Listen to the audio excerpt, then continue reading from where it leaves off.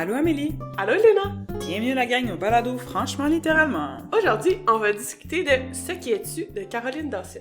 Notre chère Caroline Dawson. Oh, Tu nous manques! oui. Et c'est pour ça qu'on voulait parler d'elle à nouveau, n'est-ce pas? Voilà, parce que si vous avez écouté le balado depuis le début, on a déjà fait un épisode entre deux sur Là où je me terre, une des œuvres de Caroline Dawson, mais on n'avait pas comme consacré un épisode à elle au complet, comme... Ouais, c'était comme une lecture ici, là, qu'on avait faite un peu par la suite à une autre lecture qui était Exact. similaire, fait que c'était pas entièrement sur elle, fait qu'on voulait vraiment comme lui donner ses fleurs cette fois-ci. Ouais. Puis lire donc son petit recueil de poésie dédié à son enfant. Oh, Trop cute. vraiment. Je trouvais ça le fun parce que avant d'enregistrer, j'ai regardé un peu notre timeline là, par rapport à Caroline Dawson, puis notre épisode sur Là où je me terre est sorti le 22 janvier 2024. Ah, wow! Donc, c'est quasiment comme un an jour pour jour qu'on C'est la redécouvre, là. C'est Ouais. quand même cool. Puis, pas longtemps après avoir enregistré l'épisode, on a lu Ce qui es-tu, donc l'œuvre dont on parle aujourd'hui, Oui. dans notre club de lecture, avec notre club de lecture. Et j'ai fait une publication le 29 janvier 2024 sur Instagram, et j'avais dit « Notre première lecture de l'année nous a laissé toute une impression. Cette poésie dure et douce, belle et violente, nous déroute et nous attire à la fois. Les membres du club savent qu'ils s'y replongeront à nouveau. La plume de Caroline Dawson est assurément à découvrir. » Puis là, on la redécouvre. Je trouve ça vraiment le fun. Puis ça fait comme je dis, un an. Fait que on a eu le temps de réfléchir. Puis notre vie a changé depuis un an. Ouais, ça a mûri. Ouais. J'allais te demander, en fait, dès tout de suite, parce Là! que ça s'impose, n'est-ce pas? Est-ce que ton appréciation de la lecture a changé depuis l'année dernière, justement, parce qu'on l'a relu, là? Ben, j'ai l'impression que, corrige-moi si je me trompe, mais j'ai l'impression que quand on a lu La banalité d'un tir, Là où je me terre, on était comme, oh, on devrait lire plus d'œuvres d'autrices... Latino-canadienne. Ouais, puis j'ai l'impression que je l'ai pas vraiment fait. Moi aussi, je pense que j'ai pas comme plongé, je me suis pas dédiée à ça. C'est un petit peu au hasard si je suis tombée de ce côté-là. Puis d'ailleurs, je pense que y a rien qui m'a marqué en particulier des lectures que j'ai faites qui auraient pu être latino-américaines, à part comme... Non, même pas. Parce que Mariana Enriquez, ça compte pas? Non, ça compte pas, on a assez parlé d'elle, là. Les gens savent qu'on tripe sur sa vie. Okay. mais ouais, parce que j'en ai peut-être lu, mais j'ai pas gardé ça, j'ai pas noté ça. Fait que je sais pas si... Pas comme mon bagage, mais un peu si j'avais amassé différents points de vue en un an. Ouais. Puis je revisitais celui de Caroline Dawson, puis je me disais, finalement, tu sais, tu comprends ce que je veux dire? Je comprends ce que tu veux dire, oui, 100%. C'est difficile de comme se dédier à une trame narrative ou bien un point de vue ou une culture en particulier dans la lecture, parce qu'il y a tellement de lectures à faire, puis en plus, nous, en tant que comme membres de différents clubs de lecture, productrices d'un podcast, tu sais, c'est top de juste comme lire une affaire. Genre, on est obligé de diversifier. Exact. Ce qui fait en sorte obligé. que... ouais, on le fait volontairement. On se fait volontairement. Oui, c'est de plaisir, évidemment. Mais on est obligé de diversifier parce qu'on veut pas rester coincé dans la même affaire constamment. Fait que c'est difficile de vraiment juste comme prendre le temps de vraiment comme lire beaucoup d'affaires qui sont issues du Chili, par exemple. Donc, comme Caroline Dawson. Oui, je comprends ton point de vue. Moi aussi, j'ai de la misère. Je pense que... En fait, ça nous prendrait comme un spreadsheet. Genre une feuille Excel de comme un bingo card pour qu'on se rappelle à chaque fois qu'on fait une lecture qui tombe dans une catégorie ou l'autre. Je pense que c'est mon prochain projet. C'est tellement une bonne idée. Ouais. Parce que c'est le fun d'avoir toutes les applications qui nous disent ça va faire un suivi des lectures. Mais après, ça les trie pas, ça les trie pas pour toi. On peut les trier nous-mêmes, mais... Ouais. Mais faut le faire. C'est tellement une bonne idée parce que quand je vais enregistrer mon épisode solo sur mes lectures de 2024, je vais peut-être me remémorer une lecture qui aurait eu un lien que j'ai fait puis que j'en ai tellement fait que je me souviens plus. C'est Mais c'est tellement une bonne idée. Je pense que je vais faire ça à partir de maintenant. Je pense que c'est rendu ma nouvelle résolution de 2025 / résolution de vie, point. Oui! J'adore! Je vais nous faire un spreadsheet, je vais te la partager. Ouais. Ah, quelle bonne idée! Si vous êtes intéressé d'avoir cette feuille de calcul-là qui va être hyper banale, vous allez juste à nous suivre sur notre page Patreon. Ah, ben oui! Je vais la partager parmi les 15 000 autres choses qu'il faut que je partage sur notre page Patreon. Mais comme ça, peut-être que les gens qui nous suivent peuvent même ajouter des œuvres à notre feuille de calcul. Ça serait quand même cool. Une feuille de calcul partagée, ça devient risqué, par contre. Parce que j'ai déjà vu, parenthèse, un YouTuber que j'écoute, puis des fois, il fait des reviews de films, ou il écoute des trailers de films, puis il réagit, mais il y a comme un document Word partagé où tout le monde met ses suggestions, puis après, il fait tourner une roue, puis il prend au hasard. Oui. Mais là, on veut pas non plus 15 000 livres, là. Ça serait un petit peu intense. Mais ça je pense serait que quand ça même serait intéressant. overwhelming, mais ça serait quand même intéressant. Ouais. Tout ça pour revenir un petit peu à nos moutons. Est-ce que ton appréciation du livre en soi a changé depuis la première fois que tu l'as lu? Ben, j'ai l'impression que oui. Mais en bien, genre. OK. Parce que j'ai l'impression qu'à chaque fois qu'on relit de la poésie, on en retient tellement quelque chose de différent que c'est de plus en plus bon. C'est the gift that keeps on giving, j'ai l'impression, dans la poésie. J'ai l'impression qu'à chaque fois que je le relis, je me dis « Wow! Vive les mots, genre! » Oui. Vive les millions d'agencements qu'on peut faire avec les mots. Comme « Wow! » Ouais. Juste comme des traits sur un papier. On est comme « Voici de la poésie, genre. » Oui. C'est un peu ça. C'est fantastique. Quel concept magique, genre. J'adore. C'est vraiment wow. Mais j'ai l'impression que, comme j'ai dit au début en lisant le petit post Instagram, que je vais probablement revisiter cette œuvre plusieurs fois. J'ai hâte de voir la prochaine fois que je vais le lire, comment je vais me sentir, tu sais. Ouais, les choses qu'on va découvrir au fur et à mesure qu'on continue de le lire, ces poèmes. Puis si même un jour j'ai un enfant, puis là, ma perspective va peut-être changer, parce que elle, c'est... On va le dire plus tard, mais elle écrit ça pour son fils. Donc, tu sais, en étant un parent, ta perspective du monde change un peu. Fait que c'est quand même intriguant. Ouais. J'ai hâte de voir toi. Ben, pareillement. Je me souviens d'avoir été comme mi-cuit sur ma première lecture. Mi-cuite! Sur ma première lecture de ce recueil de poèmes. Pas dans le sens que c'était mauvais, mais dans le sens que je comprenais pas, genre. Il y avait beaucoup d'affaires que j'étais un petit peu...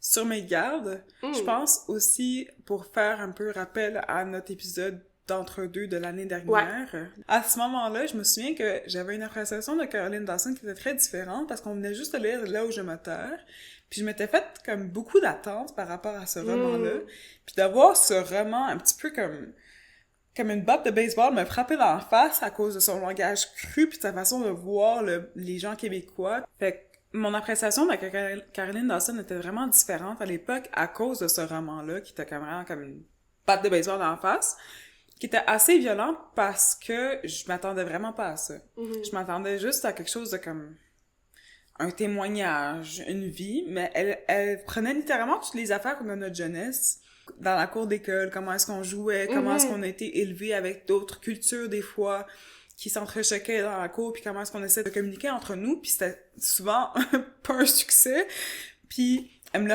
crachait dans la face dans ce livre-là. Puis j'étais genre scandalisée. Voyons donc! Je sais pas pourquoi, ça m'a pris un bon moment pour faire comme, ok, I'm okay, genre, je suis capable de survivre à cette lecture-là, puis de juste m'adapter à son ton. Fait que quand on l'a lu, Ce qui est dessus pour la première fois avec le club de lecture, j'étais vraiment agréablement surprise parce que c'était très différent. Mais j'ai l'impression qu'elle est quand même crue, là. Elle est très crue, mais la poésie fait en sorte que... la magie de la poésie. C'est ça! Le ton peut pas être si virulent. Le rythme est pas aussi effréné que quand t'as des phrases complètes avec des points à chaque fin de phrase qui vont t'expliquer que ça c'est la fin puis ça c'est final puis ça c'est ce que je dis puis ce que je pense puis ce que tu devrais penser c'est ça, tu sais. Bref, ça pour dire que je me sentais moins comme forcée à lire Ce qui est dessus. Ce qui a fait en sorte que j'étais vraiment plus à l'aise avec Caroline Dawson après avoir lu Ce qui est dessus. Fait que la deuxième lecture, oh my god! Wow, tu devais capoter, là! J'étais très contente de le relire. Ben, j'ai ton message hier, t'étais comme... Oui, fait que j'avais hâte de parler parce que c'est fait pour moi, c'est un petit peu comme un redemption story de l'autrice, tout en n'étant pas du tout un redemption story parce que je l'aimais déjà à la base, mais j'étais juste choquée avant. Fait que maintenant que le choc est passé, je suis capable d'avoir une plus grande appréciation de l'œuvre, puis je suis capable de voir les détails de la beauté de ce qu'elle a fait dans ce recueil. Fait que oui, je suis très contente d'avoir changé mon appréciation dans ce livre. Donc toi aussi, à ta troisième lecture... Ça va... J'ai hâte, genre. Ouais, ça va. On s'appelle après, genre. Un an plus tard, non. On va peut-être attendre un petit peu plus longtemps. Ah non, à chaque janvier de l'année, là. Chaque janvier de l'année, ça veut rien dire. À chaque mois de janvier, on relit Caroline Dawson. Chaque janvier de l'année. Comme si on avait plus qu'un, genre. La fille, elle s'invente des affaires, genre. Absolutely not. One is enough. Oh my god. C'est qui Caroline Dawson? Parlons-en. Ok, Caroline Dawson est née le 12 décembre 1979 au Chili. Sagittaire, let's go! Ah! Ça pourrait expliquer des affaires! Ça explique beaucoup d'affaires. Et malheureusement, elle est décédée le 19 mai 2024 à l'âge de 44 ans. Ouf. Elle a 2 frères, dont Nicolas Dawson. Coup de cœur. Il est aussi un auteur, donc on a déjà parlé de son œuvre Désormais ma demeure. Mais il est aussi directeur aux éditions Triptyque, qui publie le recueil Ce qui es-tu. Yes. Donc ils ont comme travaillé ensemble, ce que je trouve ça vraiment cute. Ouais. Caroline Dawson est arrivée au Canada à l'âge de 7 ans avec sa famille. Ce qu'elle va plus expliquer dans Là où je me terre. Si ça vous intéresse de savoir sa vie, ça sera dans ce livre-là. Et elle a détient une maîtrise en sociologie et elle a également enseigné la sociologie. Je trouve quand même intéressant. Là où je me terre, donc, publié en 2020, et son premier roman, c'est de l'autofiction, publié aux éditions du Remue-Ménage. Et on vous invite quand même à aller écouter notre épisode entre deux, ça vous intéresse? Yes. Ce qui est-tu, publié en 2023, c'est son premier recueil de poésie, et malheureusement son dernier. Ouais. Et finalement, elle publie en 2024 Partir de loin, un livre pour enfants qui explique l'immigration, justement, du point de vue d'un enfant. Ça, c'est sur ma liste. Là. Puis je trouve ça quand même beau, même si, vu que malheureusement elle est décédée, sa carrière littéraire s'arrête ici. C'est quand même une belle broche d'œuvres à publier, un roman, un recueil de poésie, un livre pour enfants. Ouais. Je trouve ça beau, la diversité de son œuvre. Oui, je suis d'accord. Elle a diversifié les médiums, c'est-à-dire d'écriture. Puis, tout en restant quand même très fidèle à elle, très proche de sa propre expérience. Puis en restant comme très sensible à ce que, justement, d'autres jeunes pourraient vivre, qui serait similaire à son expérience à elle d'arriver au Canada. Puis elle reste dans les mêmes thèmes, pis tout, là. Elle nous sort pas des affaires qui ont pas rapport. C'est pas failli, là, mettons. Et ce que j'ai trouvé intéressant aussi, en mai 2024, il y a eu la création du prix Radio-Canada Caroline Dawson, qui récompense un roman ou un essai publié en français par une écrivaine ou un écrivain émergent, issu de la diversité et vivant au Canada. Ce qui représente quand même bien Caroline Dawson. Ils ont quand même bien choisi la description de cet honneur-là. Ouais, c'est vraiment parfait. Donc, comme je disais tantôt, elle est décédée pas longtemps après, là. Elle est décédée en mai 2024 d'un cancer. Voilà sa vie. 2 enfants. Vie trop courte, oui, certes. Vraiment. Mais au moins, elle nous a laissé des belles œuvres dont on peut discuter encore aujourd'hui. Vraiment. Et qu'on va continuer de lire comme notre discussion il y a 2 minutes ben peut en témoigner. Ben oui, puis comme on disait dans... Je sais pas si c'est dans le contexte requis de Coming In ou dans Coming In, mais je trouve ça beau d'avoir accès à la tête de quelqu'un un peu. Là. Oui. On a le privilège d'avoir un peu accès aux pensées, à la vie de quelqu'un qui normalement nous l'aurait pas partagé. Elle l'aurait-tu peut-être? Ouais. Un peu comme le titre. Puis elle nous le partage, puis c'est tellement beau d'avoir un peu, pas ce patrimoine, mais tu sais, qu'est-ce que j'essaie de dire?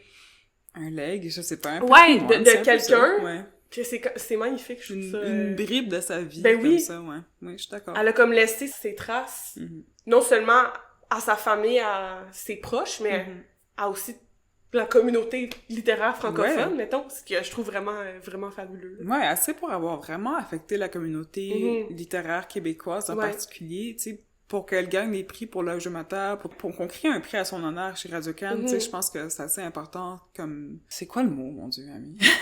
On perd nos mots aujourd'hui, on est tellement, là, genre...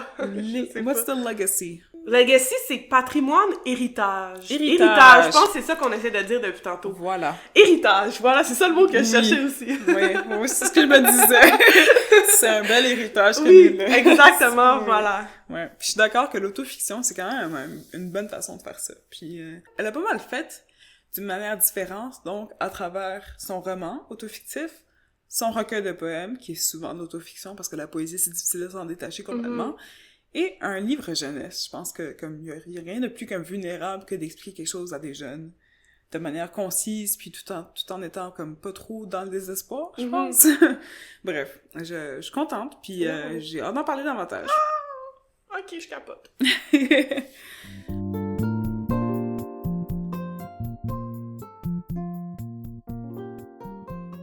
Parlons donc de la forme un petit peu de ce recueil de poèmes-là. Il n'y a pas de résumé à faire tellement, à ton avis? C'est-à-dire qu'on peut le résumer, oui, c'est vrai. Dans le fond, je trouve que c'est difficile, des fois, de résumer un recueil de poésie, mais je trouve qu'avec la structure, on a souvent des petites histoires suivies, donc... Ok, je peux résumer ça, alors. Si tu te sens capable, sinon on passe à d'autres choses. Ben, Sans trop parler de forme, moi, je peux dire que le recueil est séparé en 3 parties, que la première partie est surtout une bribe, donc, de la vie de Caroline Dawson quand elle est arrivée au Canada, du Chili, en tant que réfugiée d'un très jeune âge, donc à 7 ans, avec ses 2 parents puis son frère. Elle a 2 frères. Ses frères, oui. Elle parle pas beaucoup de son plus vieux frère, elle parle beaucoup du plus jeune, Nicolas, donc on connaît parce que, désormais ma demeure, qu'on mentionne littéralement tous les épisodes, et parce que c'est celui qui l'a aidé pour publier, donc, Ce qui est tu. Puis la deuxième partie, elle va plus dans quand elle vieillit davantage, quand elle est rendue, en fait, adolescente, puis quand elle est adulte aussi. Et la troisième partie, qui est de plus longue haleine, qui a pas de section vraiment séparée par rapport à la première partie, T'es trop dans la forme, là. Je suis trop dans la forme, là. C'est pour ça que je dis que c'est difficile de pas en parler. Stop! La troisième section, c'est vraiment plus une adresse à son fils. Ouais, puis exact. Elle parle de son caractère, elle parle de son identité qui est multiple. Elle parle aussi à lui, juste d'elle-même. Elle essaie de le rejoindre d'une certaine manière, parce que lui, même s'il est né à Stockholm, même s'il a vécu au Canada, au Québec, majoritairement dans sa vie, et elle, alors que c'est très différent pour elle, lui du haut de ses 8 ans, elle du haut de ses 7 ans, leur vie était complètement différente. Ouais. Donc, c'est de voir cette différence-là, puis d'essayer de rejoindre un petit peu leurs enfances, et d'être capable de rejoindre son fils de cette manière-là. Je pense que c'est... Toute la beauté de ce recueil de poèmes-là, c'est vraiment dans juste l'identité de... remarcher Montréal selon ses propres critères, puis s'adresser donc à une jeunesse qui n'est peut-être pas aux immigrantes, mais qui est quand même multiple dans son identité, et mixte dans son identité surtout. Oh! Si bien dit, Léna. Thanks! Wow! Je suis impressionnée par un mot qui me vient pas. Okay. Forme, peut-être? Forme, comme tu l'as si bien dit, non. Dans le fond, c'est un tout petit recueil, là, moins que 100 pages. C'est mini, là, vraiment, là. 84 pages. Ayez pas peur, là, c'est pas un 300 000. Non. Un 300 000! 300 000 pages, j'ai beau. C'est séparé en 3 parties, comme t'as dit. Première partie, les poubelles de l'histoire. Deuxième partie, des drosophiles par million. Troisième partie, trait d'union. Yes. Je trouve ça vraiment cute comme nom de partie. Oui. Et chaque poème, dans les 2 premières parties, est numéroté.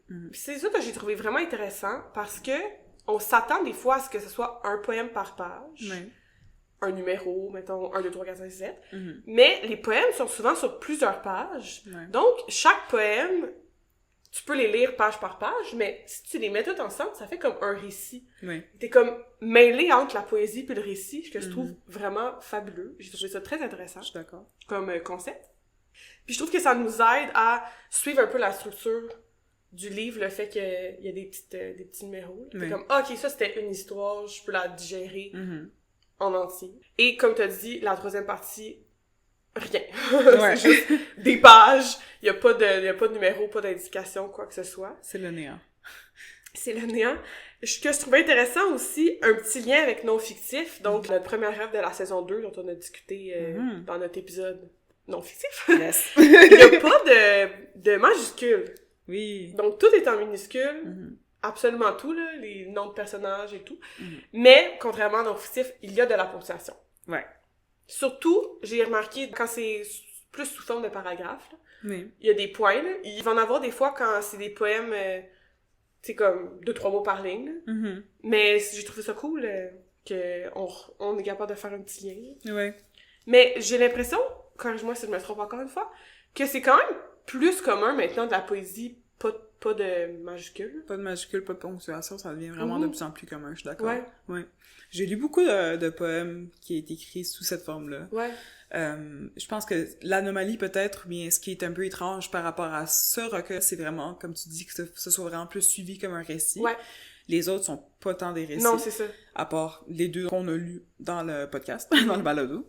Puis autrement, c'est ça. Je pense que de plus en plus, la forme s'éclate, on parle les majuscules, on parle la ponctuation, ça prend le bord, puis je trouve ça intéressant. Moi, j'aime ça. Moi, j'adore. Donnez-moi toutes les minuscules, là. Ouais! Je trouve ça le fun parce que ça désaxe un petit peu. Je pense que ça te met, ça crée une meilleure fluidité parfois dans la lecture. Je pense que visuellement, t'accroches pas, genre. Si t'as une majuscule en plein milieu de ta phrase, bien, en plein milieu de ta strophe, peu importe c'est quoi, là, tu vas la remarquer plus.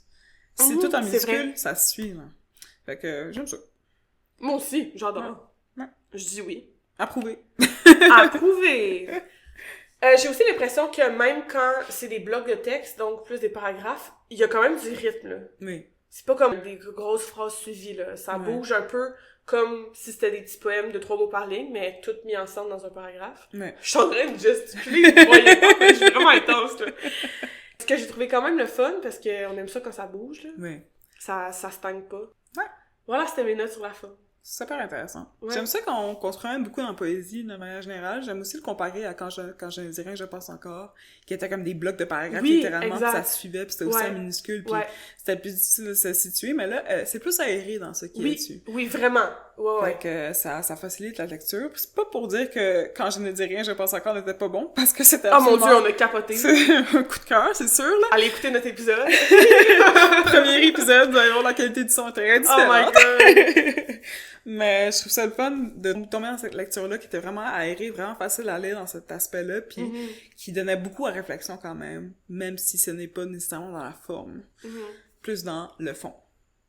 Puis j'ai même l'impression que, là j'ai ouvert mon livre, là, mais la façon que le texte est disposé, là, il y a de la place. Là.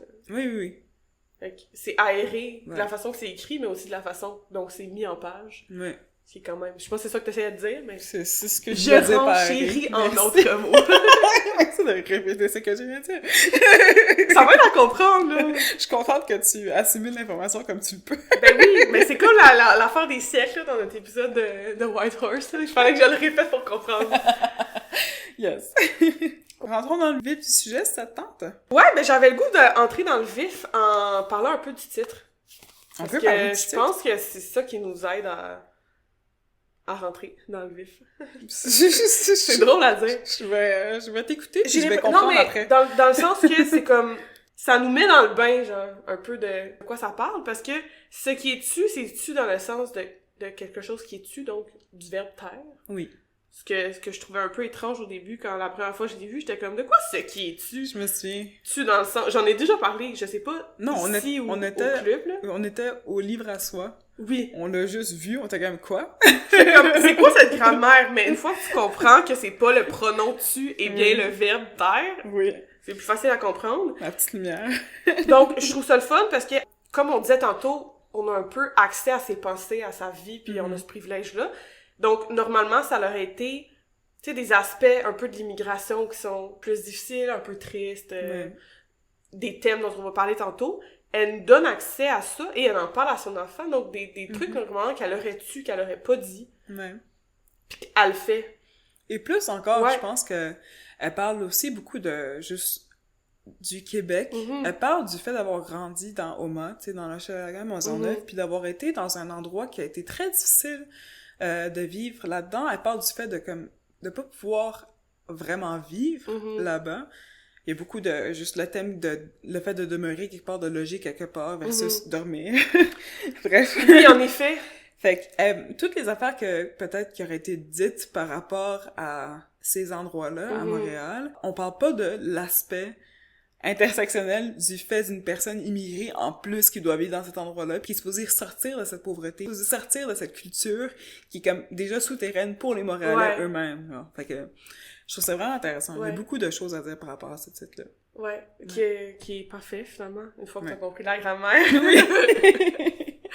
Définitivement. Ouais, ben c'est tout, j'avais une mini note là, c'était juste ça là, mais je trouvais que ça nous plongeait bien dans les thèmes qui vont être abordés, j'ai l'impression. Définitivement. Parlons de thèmes, je voulais juste que ça tente, peut-être qu'on passe à travers quelques poèmes qu'on a beaucoup aimés, puis qu'on les décortique après. Ça serait quand même cool. Ouais. Je suis quand même d'accord. Veux-tu commencer? Je pourrais, ouais. J'ai vu des petites notes là en marge.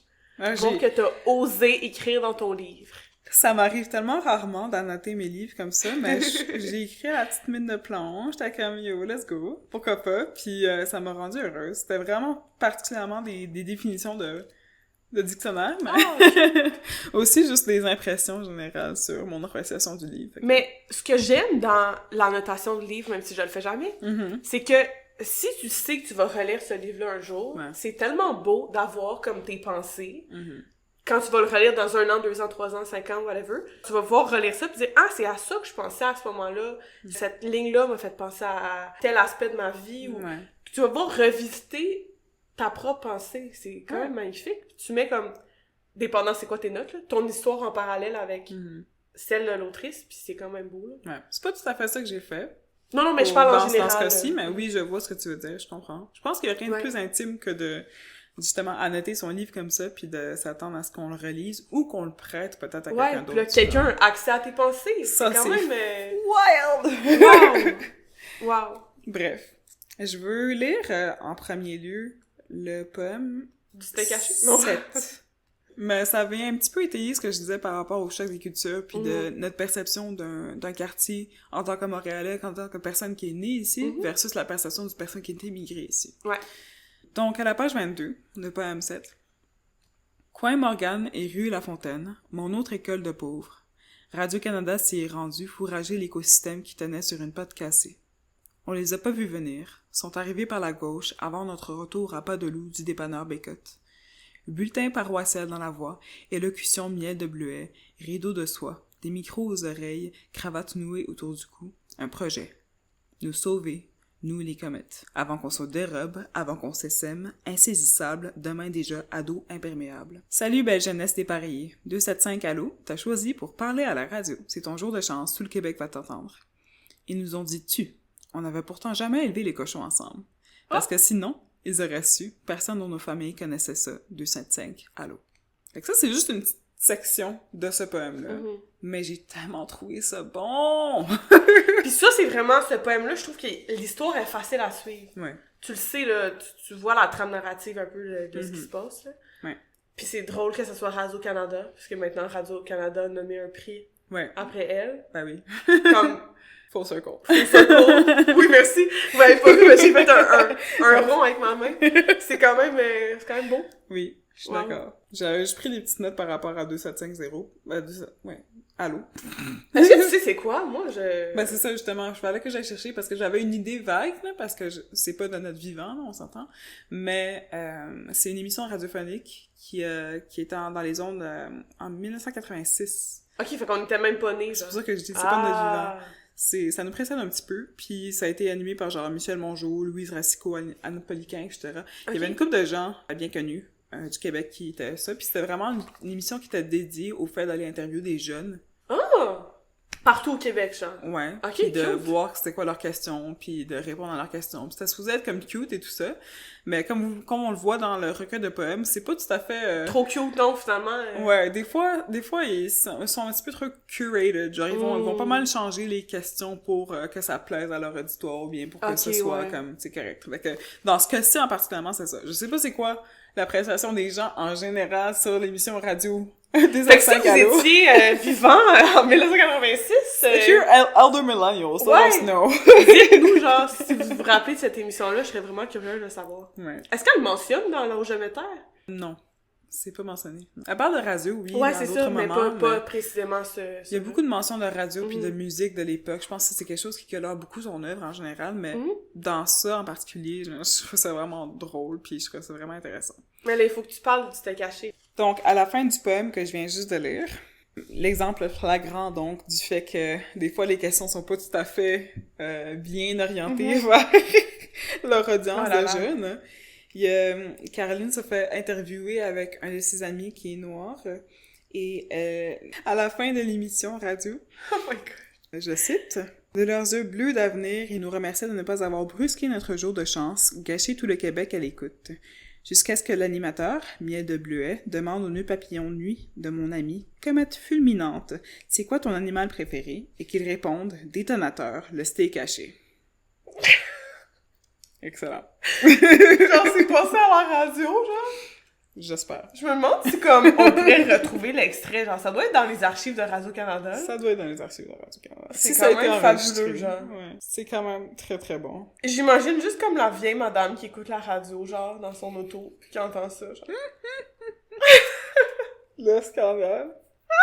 Je me souviens, la première fois que j'ai lu ça, j'étais comme, attends, j'ai-tu bien lu? Est-ce que son aliment préféré, c'est un burger? Moi, j'ai tout posé, puis je me suis esclaffée, mais Oh my god! Est-ce que t'as vu la vidéo de la petite fille qui passe devant une vache ou un bœuf, whatever, pis elle est genre « hamburger ». Non. Pis là, sa mère est comme « appelle-le pas un hamburger, c'est une vache ». Elle est genre « mine with cheese », pis elle s'en va. Non, j'ai pas vu ça. Oh my god, je vais essayer de te le trouver pis te l'envoyer parce qu'elle est vraiment comme unbothered par le fait que c'est un animal. Genre, elle est comme... La dissociation au max. C'est mon cheeseburger, merci, genre. Je suis pas à l'aise. On vient aux vieilles barquettes de viande qu'on Oui, vraiment. On a tout l'automne. Vraiment. Yes. Oh my god. Bref. Ça m'a fait penser à ça en le relisant une deuxième fois. Je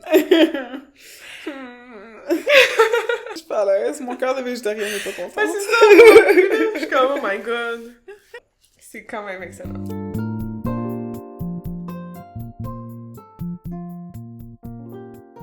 Est-ce qu'il y a un extrait que tu voulais nous lire pour qu'on continue notre analyse lente? Ben oui! Ah ben tiens, je pourrais lire l'extrait que j'avais qui m'a fait un peu penser à non-fictif, là.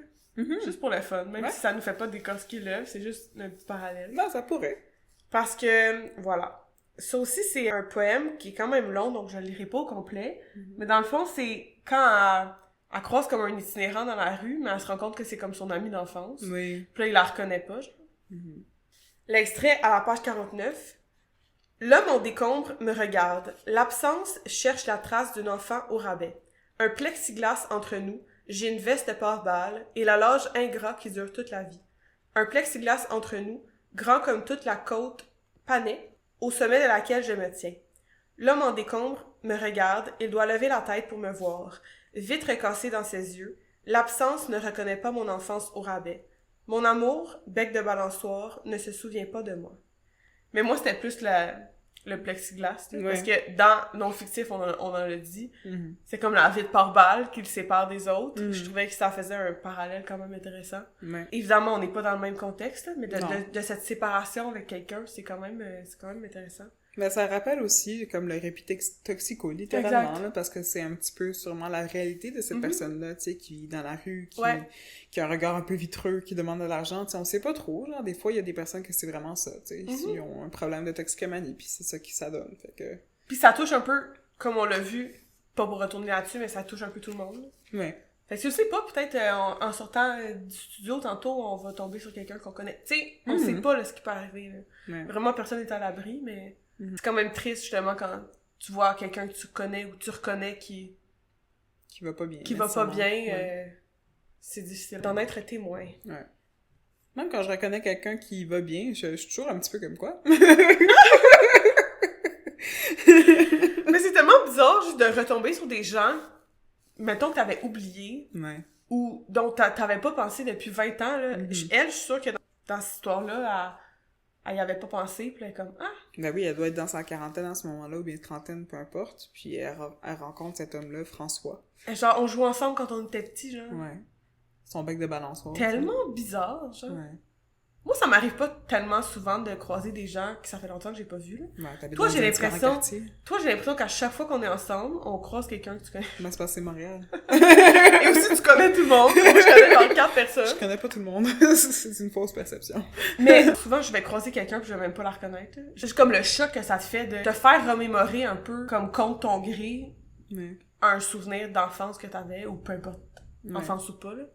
Ce qui est aussi intéressant, c'est juste le recueil qu'est la mémoire, genre les choses que la mémoire va recueillir, puis te recracher une fois que tu croises quelqu'un qui va justement te rappeler cette image-là, puis de savoir que ça existait en toi pendant tout ce temps-là. Parce que je trouve vraiment intéressant comme exercice à faire. Le fait qu'elle ait écrit ce poème-là, comme tu dis, c'est vraiment une tranche de vie, là, puis qu'on puisse avoir cette petite tranche de vie-là qui nous rappelle à nous-mêmes aussi comment est-ce que des fois on va croiser des gens pour faire comme je me souviens de cette personne-là, je sais pas d'où, mais je me souviens de cette personne-là. C'est ça. Je trouve ça vraiment comme intéressant comme processus, puis ça m'a fait penser beaucoup, là. À mes becs de balançoire à moi aussi. Mais moi, j'ai pas eu de bec de balançoire, là. J'ai reçu une balançoire dans la face, par exemple. Mais c'est intéressant parce qu'il y a des thèmes là-dedans, dans l'extrait que tu viens de lire, qui reviennent aussi beaucoup. On a parlé tantôt avec mon extrait de juste Centre-Sud, puis du contraste peut-être avec les jeunes immigrants, puis les jeunes Québécois, puis des attentes qu'on a envers ces deux différentes réalités-là. Puis là, on parle à un âge mûr, comment est-ce que ça peut ressembler, ces différences-là, tu sais. Elle qui a grandi dans un quartier qui est pas nécessairement comme considéré comme favorisé, puis qui recroise quelqu'un qui aurait grandi dans le même quartier, mais qui est tombé du mauvais côté de la plaque peut-être à un moment donné dans sa vie. Je trouve ça intéressant comme traitement de ce thème-là. Vraiment beau. De pouvoir comme chevaucher la douceur de genre un moment enfantin où est-ce que t'as ton premier bec balançoire, puis après ça, d'avoir la dureté d'un homme qui a traversé des affaires dures. En tout cas, elle écrit full bien, c'est tout ce que je veux dire. On capote. Voilà. C'est quand même le fun, comme je le dis à chaque fois, je suis tannée de m'entendre, mais c'est tellement beau la façon que ça va nous faire réfléchir. Juste des mots couchés sur le papier, puis on va se faire toute une réflexion, puis ça va nous faire penser à notre propre vie, puis c'est vraiment fantastique. Ah, j'aime ça.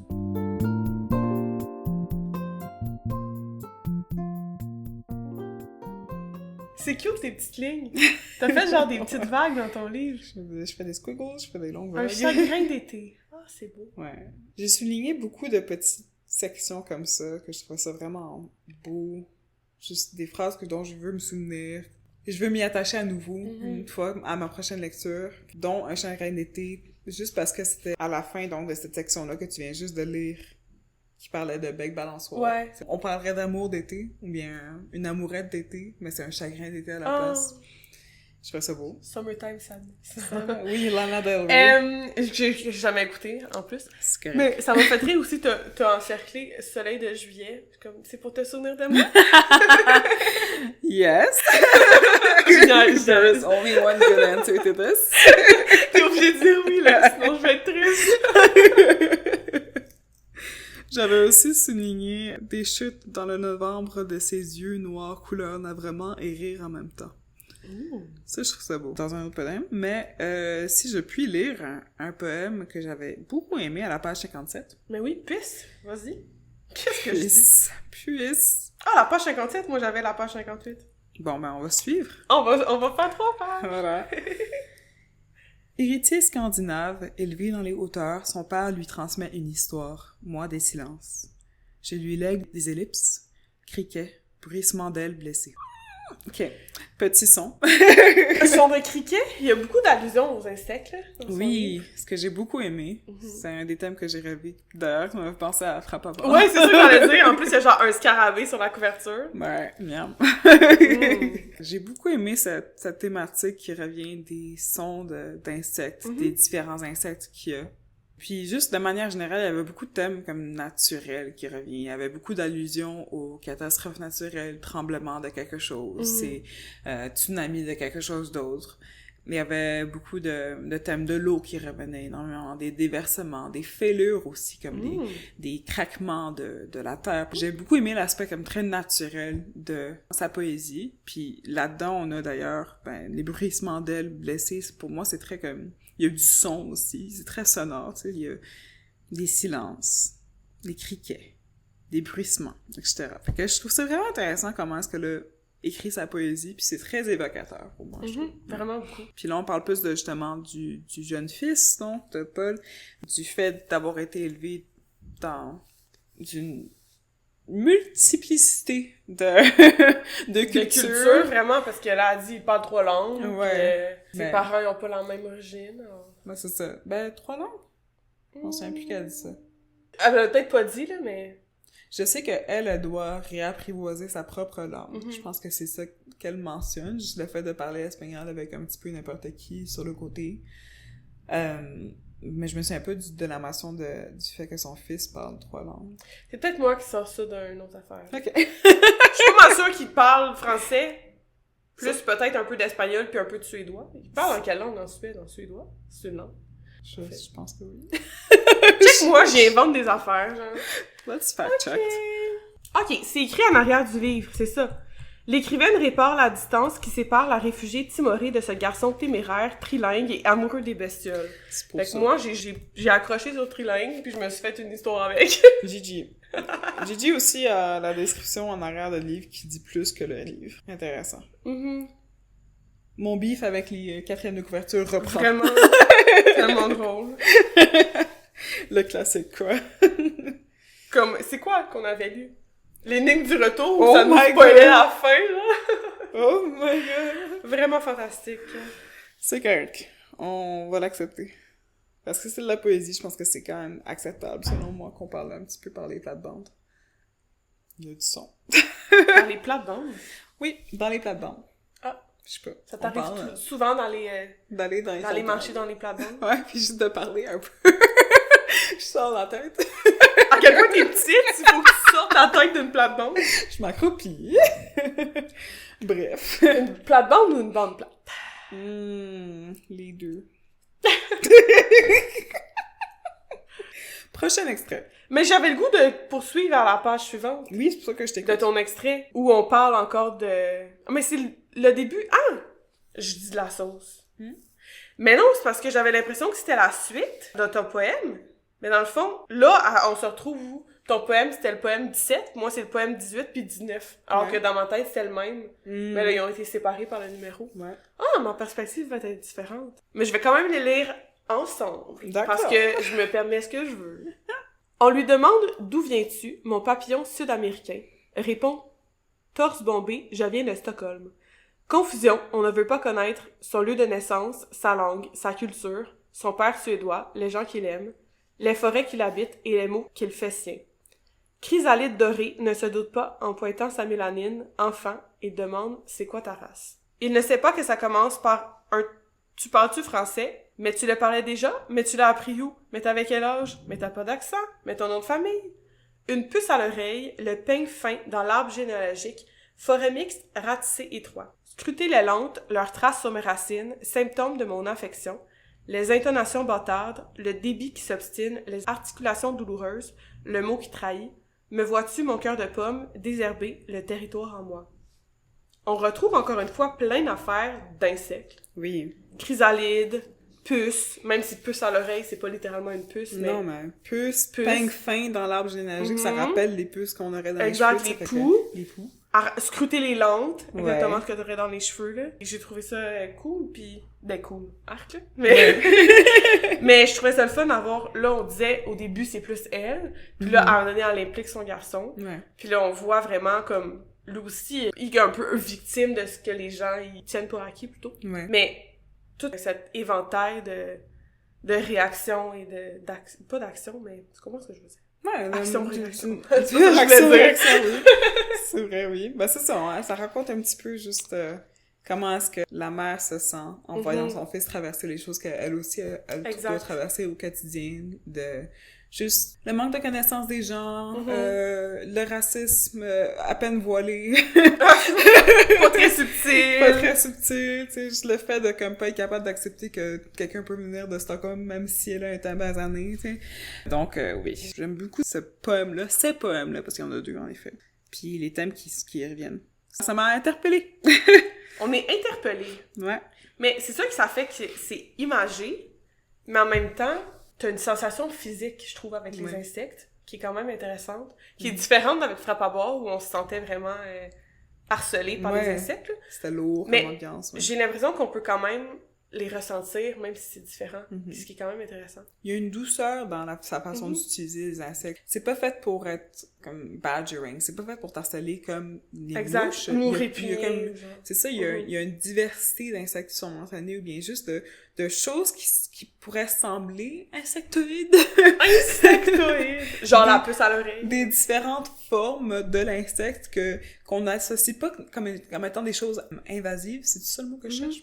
Donc, une chrysalide, c'est pas quelque chose qui va genre être dans ta face, là, ça va juste... Puis genre te voler dans le nez. C'est ça, une chrysalide, c'est juste un état parmi tant d'autres d'un insecte, tu sais, fait que c'est quand même intéressant de le voir apparaître dans cet état-là.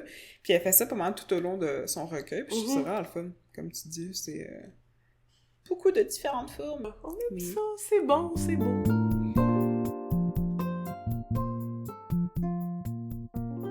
Et là, on tombe dans la troisième partie, donc Trait d'union, qui est, si je ne me trompe, est-ce que c'est le seul titre qui revient seulement à la troisième partie? Non, je me souviens plus. Je dis n'importe quoi, comme ça. Ben, je suis pas mal sûre que des drosophiles par million, c'est dit dans la première partie, puis ensuite c'est le titre dans la deuxième partie. Oui. Mais j'ai pas de souvenir si trait d'union c'est dit ailleurs. C'est ça que tu t'as demandé? Oui. Poubelle de l'histoire est dans la 3e partie. Oui. Et c'est le titre de la première partie. Voilà. Je pense que je l'avais noté. Attends, je vais le trouver. Check tes notes. Tes notes dans ton livre. En trait d'union. Donc, à la 3e partie? Oui. Ah, cool.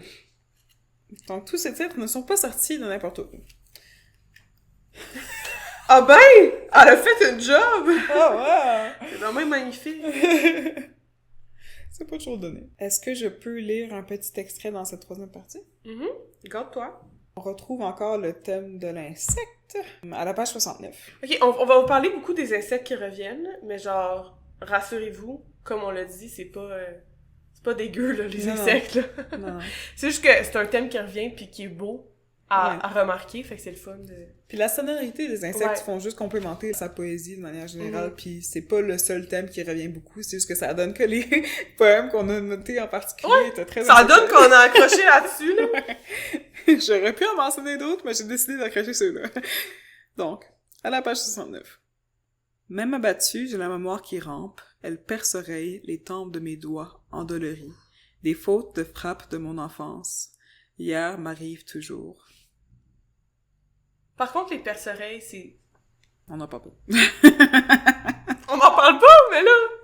Mais ça, c'est peut-être une des seules occurrences d'un insecte qui pourrait être comme très invasif, qui pourrait être très problématique, puis qu'elle l'utilise de cette façon-là. De cette façon-là, oui. Puis que ça a du sens, tu sais. Les autres fois, c'est vraiment juste pour faire une figure de style. Tu sais, dans la page précédente, elle parle de termites qui érodent encore l'avenir. Termites, c'est juste par l'image d'éroder, justement, qui mange par petits morceaux, tu sais.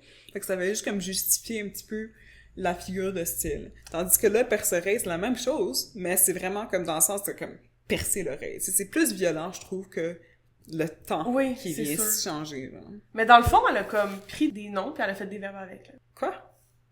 Genre, elle a fait « il cigale » un petit peu plus loin. Ah, cigaler, oui. c'est pas un verbe, là. Ça, en effet, oui, il y a ça aussi. Elle perce-oreille. C'est pas un verbe, perce-oreiller, là. En effet. Fait que c'est quand même beau. Mm-hmm. Elle a comme inventé des mots. Ouais. Mais vu que c'est des mots qui existent, ça nous... Elle a juste changé leur contexte, en fait. Ben c'est ça, je dis, elle a pris des noms puis elle a fait des verbes avec. Ouais. C'est quand même magnifique. C'est vrai. On aime ça. Mm-hmm. Ce que j'avais beaucoup aimé de ce poème-là en particulier, je pense que c'est les doigts. Ça, c'est un thème qui revient aussi beaucoup. Elle parle beaucoup des mains au début, dans la première partie.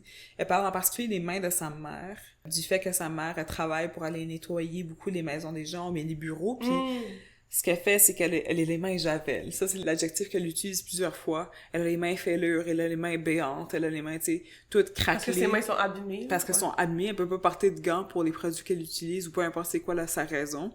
Puis là, les doigts reviennent, puis ça parle plus de sa mère, mais ça parle d'elle-même en tant que mère. Fait que là, les tempes de mes doigts endoloris, des fautes de frappe de mon enfance. Elle parle de comment est-ce qu'elle essaye d'expliquer sa propre enfance à son jeune fils, puis comment est-ce que elle est pas capable de se sortir de ce thème-là, de s'empêcher de se souvenir de ces moments-là, justement, par rapport aux mains, et que hier lui arrive toujours. Ça, je trouve ça le fun. Ça, cette ligne-là, j'étais comme... Ah! S'arrêter pour digérer, genre. Oui. Puis c'est plus difficile de mettre en contexte ce poème-là parce que, justement, c'est dans la 3e partie, puis comme on l'a dit au début, c'est pas comme trier, là, c'est juste comme... Il y a pas des numéros, c'est ça. Sont tous suivis, sont tous un petit peu en contexte avec eux-mêmes, mais tout seul, c'est plus difficile de les placer, mais voilà. Il fallait quand même que je le lise parce que je trouve ça trop beau. Ouais, ben, je peux lire mon extrait préféré. Oui. Elena est plus capable de m'entendre le dire.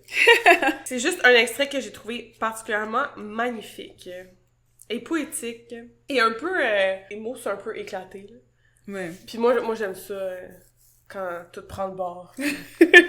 Là, c'est difficile parce que on essaie de prendre des pauses quand on change de ligne, là.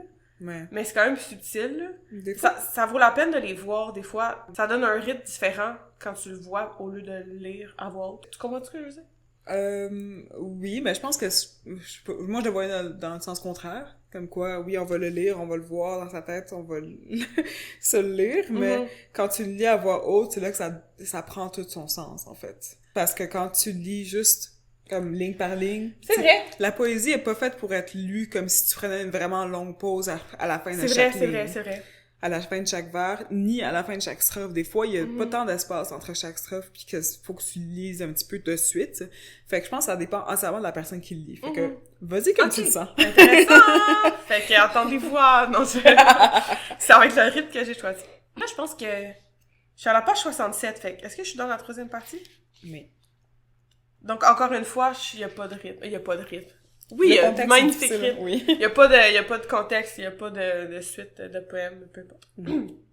Par la lunette du cosmos, les dunes cratères du soleil, soudain l'hiver. Où sont les collines de rire, le chant rauque des lilas, le chuchotement des feuilles à colorier? Toute la nuit, je m'évanouis, dans la fuite de son regard, il tombe. Je tente d'attraper chacune de ses respirations, nymphes fanées dans l'espace, faites qu'ils tiennent bon l'impression. Des rayons de lune veillent sur mon coquelicot, reste avec moi. Là, moi, j'étais genre, des rayons de lune, le chant des lilas, c'est comme... C'est très j'ai le goût de faire de la peinture, genre. J'ai le goût d'en faire du ballet. On dirait que ça me donne le goût de bouger d'une façon tellement, genre, spéciale. Ça fait très The Sound of Music, comme... Ah, c'est peut-être pour ça que je trippe. Honnêtement, je suis due pour le réécouter. Si vous écoutez la mélodie du bonheur durant le temps des fêtes, vous êtes un petit peu comme nous. Genre, j'ai pas écouté cette année encore, puis ça va être ma prochaine... mon prochain visionnement, je pense, indispensable. Yes. Je me souviens que quand on avait lu la première fois dans le club de lecture, t'avais aussi accroché sur ce poème-là, qu'on avait passé beaucoup de temps dans le club à juste discuter de par la lunette du cosmos. Qu'est-ce que ça veut dire? Qu'est-ce qui se passe là? Un télescope? Qu'est-ce qu'on avait dit? Je pense qu'on avait juste conclu que c'était comme une bribe de ce qui se passe dans notre univers à nous, genre.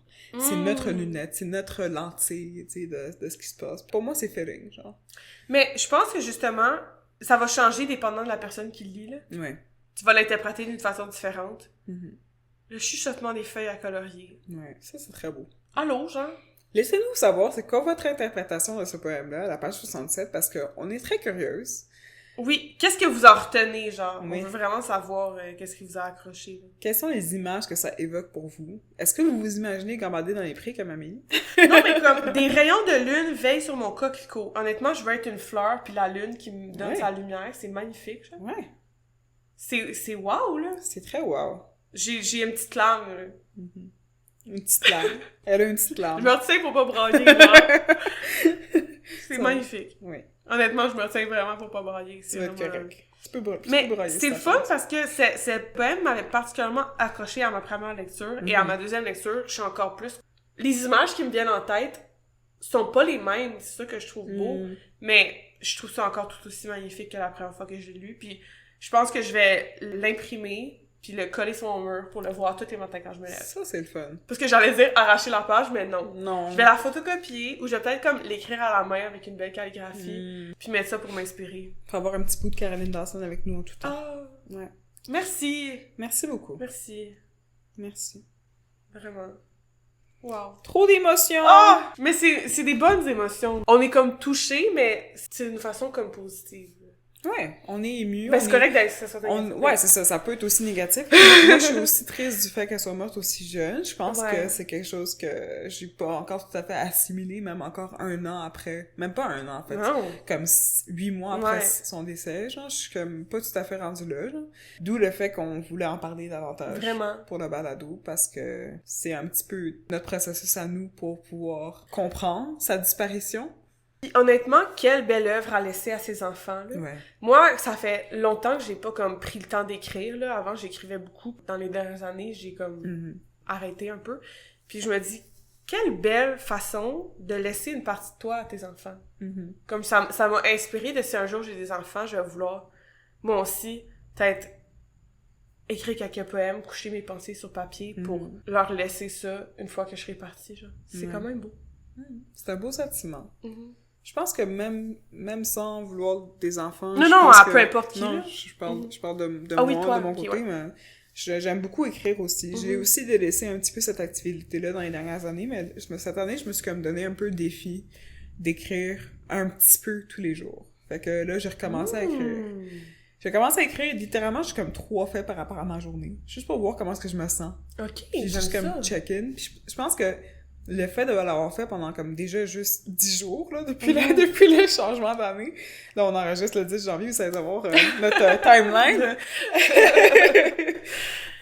Ça me donne plus le goût d'écrire. J'ai l'impression que déjà, je vois une différence dans la façon que j'écrivais comme de manière très télégraphique le premier jour de l'année. Puis maintenant, c'est comme plus des phrases qui ont autant de sens hors contexte. J'aime ça. Fait que je pense que c'est un bon exercice. Je pense qu'on devrait tous laisser un petit peu un bout de nous, peut-être par l'écriture. Je pense que ce fragment-là de l'esprit qu'on laisse sur papier, c'est super important. Vraiment. Même si ce n'est que pour nous. Oui, ça se peut que personne le lise. C'est bien parfait. L'exercice est quand même bon. C'est... comment dire? C'est curatif, c'est révélateur, c'est beaucoup de choses, l'écriture. C'est un moyen de juste, comme, véhiculer ses pensées, puis aussi juste de les arrêter, d'une certaine manière.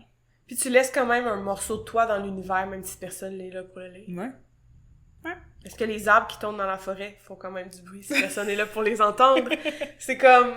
C'est vrai, mais c'est vraiment ça. Moi, ça me donne le goût d'aller avec un cahier, juste comme me promener, puis faire des petits poèmes sur les choses qui m'entourent. Ouais. Tu m'as motivée en disant que t'écrivais un petit peu chaque jour. Quelle bonne idée! Parce que moi, je suis vraiment pas. Souvent, je me sors un journal, j'écris dedans pendant 3 jours, puis après, je l'oublie pendant 3 ans. Je comprends. Ben, tu sais qu'est-ce qui m'a aidé?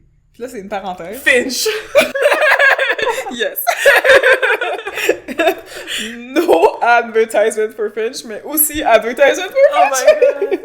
Parce que c'est une application Mindful à me motiver pour prendre des petites habitudes comme ça que j'y pense juste pas, genre, au quotidien. Sinon, je fais juste comme 15 les choses, puis je pense pas aux affaires que j'avais commencé il y a 2 jours. Ben oui! Que j'ai envie de continuer. Fait que là, de l'avoir écrit sur une affaire que je suis capable de juste comme aller peser dessus, faire comme, ah ouais, je l'ai faite. C'est tellement cool! C'est tellement motivant, c'est vrai. Ça m'aide beaucoup. Puis, j'aime ça. It's like your own accountability system. Vraiment. Wow. Fait que voilà. Fait qu'on vous souhaite cette année, puisqu'on est en janvier quand même. Yes. Même si vous faites pas des résolutions, mais en tout cas. C'est encore le temps des souhaits. Ben là, t'as février, techniquement, quand ça sort. Ah oui, c'est vrai, mais on vous souhaite quand même une année créative, j'ai le goût de dire. Ouais. Comme peu importe qu'est-ce que ça veut dire pour vous, là. Mm-hmm. Laissez-vous aller, puis trouvez un moyen de justement partager un petit morceau de vous, quelque part. Ouais. Peu importe comment, puis peu importe si quelqu'un va être là pour en être témoin ou non. C'est quand même beau de faire ça. Ouais, je suis d'accord. C'est un beau souhait, ça. Ouais! Hein? Créer à tout prix. Ben là, à tout prix, c'est un peu intense. Je suis intense! We are two fire signs here. C'est vrai! Une chose qu'on s'entend bien, parce que... Ouais, ça aurait pu être tough. Ça aurait pu être rough, notre affaire.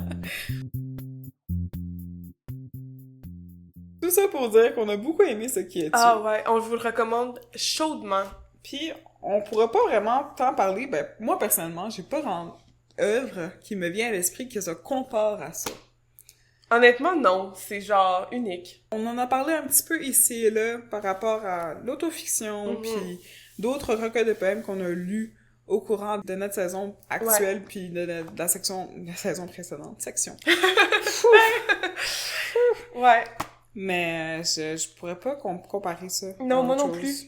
Merci beaucoup. Wow. Merci Caroline Dawson. Merci Caroline Dawson. Et Nicolas Dawson qui a aidé à publier ce beau recueil qui a changé notre vie. Merci pour ta collection cryptique, c'est très cool. Ouais, c'est vraiment cool. Donc voilà, je pense que ça conclut un petit peu notre épisode. Ben oui, c'est une belle conclusion à mon avis, là. Sans vouloir nous lancer des fleurs. Je peux te lancer des drosophiles à la place. No thanks. Pas de drosophiles par million, merci. Oh vache! Je préfère des lilas. Chuchotement dans les lilas, peu importe c'est quoi la ligne. Oh ouais, c'était beau! Merci d'avoir été à l'écoute pour cet épisode de Franchement Littéralement. On vous invite à nous suivre sur notre page Instagram biblio_brume, sur notre page Facebook Franchement Littéralement ou à nous écrire au franchemanslit@gmail.com. Puis oubliez pas notre page YouTube! Bien sûr, Amélie ne pouvait pas s'empêcher de me rappeler la page YouTube qu'on a maintenant aussi. Allez nous suivre sur YouTube, c'est encore une fois Franchement Littéralement, merci beaucoup. Puis, un énorme merci aux personnes qui nous encouragent sur Patreon. Merci beaucoup d'amour. On commence à rajouter bien des affaires sur notre page Patreon parce que c'est ma résolution de cette année d'être à mon affaire. Hein? Ah, son affaire, j'ai hâte de voir ça. Non, j'ai t'es quand même à ton affaire dans la vie. Ça m'arrive. J'ai juste beaucoup d'affaires à faire. Bref, tout ça pour dire qu'on apprécie énormément votre aide à nourrir cette petite balado d'amour. Merci. N'hésitez pas à commenter sur cette page, sur Spotify, sur YouTube, vos impressions, ce que ça vous a fait penser, vos histoires de Caroline Dawson, parce qu'on veut pas la laisser partir, on l'aime trop d'amour. Puis, comme ça, on peut partager nos mots, tous ensemble. Yes. Merci beaucoup. Et à la prochaine! Ciao!